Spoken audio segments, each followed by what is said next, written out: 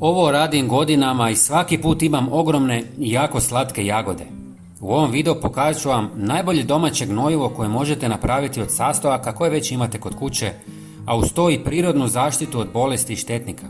Prinos će vam biti iznenađujuće velik. Na kraju ću otkriti i malu tajnu gdje neke sastojke možete nabaviti potpuno besplatno, zato ostanite do kraja. Ali prije svega, podijelit ću s vama nekoliko važnih savjeta jer svaka sitnica znači puno.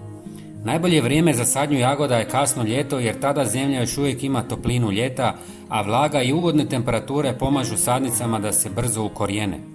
Ako u rujnu posadite zdrave i snažne biljke, već na proljeće imat ćete bogat urod. Jagode najviše vole sunčane položaj pa ih posadite tamo gdje će imati najmanje 6 sati svjetlosti dnevno. Tlo mora biti rahlo i prozračno, bogato humusom, ali i dobro drenirano jer jagode ne podnose stajanje vode. Najbolje je dodati malo komposta ili stajnjaka da zemlja postane plodnija. Razmak između sadnica treba biti oko 20 do 30 cm, a između redova barem 40.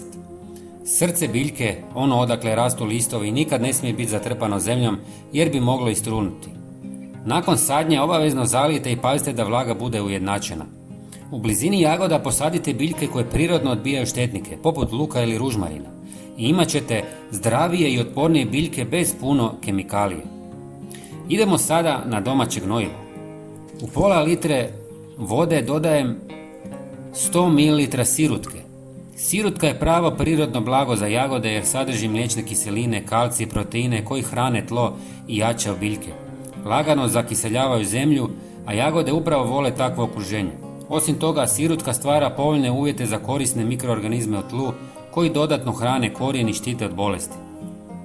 Zatim ćemo dodati 1 žlicu suhog kvasca. On potiče razvoj korisnih bakterija i gljivica u zemlji, a one pomažu biljkama da bolje iskoriste hranjive tvari.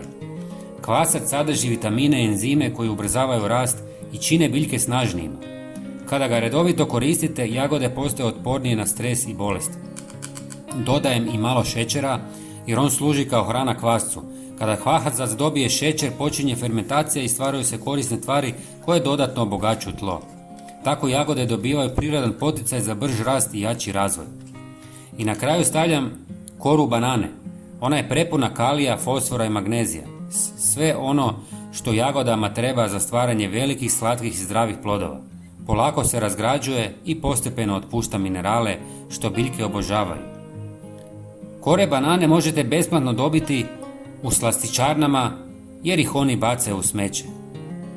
Ostavite da odstoji sve 24 sata, zatim procijedite i razrijedite s još 1 litrom vode.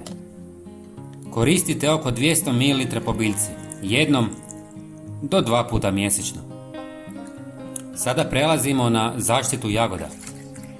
U 300 ml vode dodajem 100 ml mlijeka. Mlijeko sadrži prirodne enzime i kalcij koji jača listove i sprječava razvoj gljivičnih bolesti. Kada se prska po lišću, stvara tanki zaštitni sloj koji odbija štetne mikroorganizme. Zatim ubacujem žlicu sode bikarbone. Ona smanjuje kiselost na površini lista i stvara uvjete u kojima gljivice teško preživljavaju. Osim toga, može djelovati na neke insekte, pa je odlična prirodna zaštita. Na kraju dodajem pola žličice cimeta. Cimet ima snažna antimikrobna i antifugalna svojstva, što znači da sprječava razvoj gljivica i bakterija na biljkama. Njegov miris dodatno odbija neke štetnike, a istovremeno pomaže biljkama da ostanu zdrave i jake. Ostavite otopinu par sati, procijedite i razrijedite s još pola litre vode.